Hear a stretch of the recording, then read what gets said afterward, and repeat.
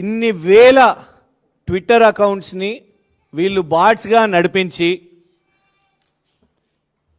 ముఖ్యమంత్రి కార్యాలయం నుంచే ఇలాంటి దుష్ప్రచారాలు చేసుకుంటూ లేనిది పోనిది ఇంత లక్షల మంది ఫోన్ ట్యాపింగ్లు అయినాయి. అసలు వీళ్ళే సృష్టికర్తలు.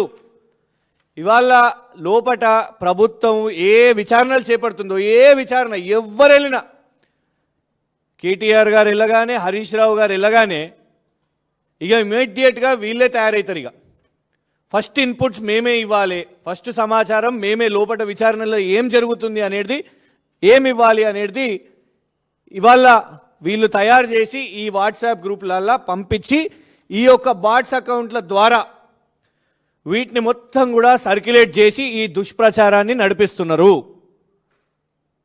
దానికి స్పష్టమైన ఆధారం ఏంటంటే ఇవాళ వరకు రాష్ట్రంలో అఫీషియల్గా ఎప్పుడు కూడా ఒక స్టేట్మెంట్ లేదు. ప్రభుత్వంలో పోలీసు పెద్దలు ఎవరైతున్నారో ఏనాడు కూడా ఫలానా సినీ నటులు కానివ్వండి, ఫలానా ఈ క్వశ్చనింగ్లో ఈ క్వశ్చన్స్ అడిగినాము అనో, లేకుంటే ఈ సమాచారం వచ్చిందనో ఏనాడు అఫీషియల్ ఎవిడెన్స్ లేదు.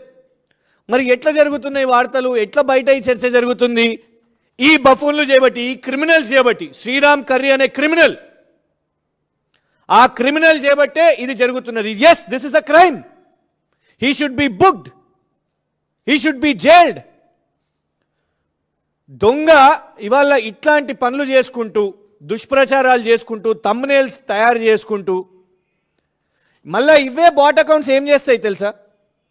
ఈ బాట్ అకౌంట్సే సీఎం గారి కార్యక్రమాలలో ఏమైనా సీఎం హ్యాండిల్ ఏమైనా పోస్టులు చేస్తే ఆహో ఓహో జై రేవంత్ అన్న, జై జై రేవంత్ అన్న, జై రైజింగ్, జై Telangana rising, Telangana is number 1 ఇలా పెడతారు.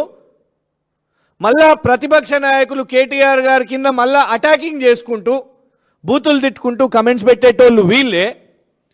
మళ్ళీ కొందరు అనుకూలంగా కొందరు ఉంటారు, ఆ డెక్కన్ క్రానికల్ సంబంధించిన వెంకటరామ్ గారు అట్లాంటి వాళ్ళ కింద మళ్ళీ అవి యాంప్లిఫై చేస్తాయి. ఏం సంబంధం ఉన్నది ముఖ్యమంత్రి గారి కార్యాలయానికి? మరి డెక్కన్ క్రానికల్ సంబంధించిన వారికి ఏం సంబంధం ఉన్నదంటే శ్రీరామ్ కర్రీ గారా?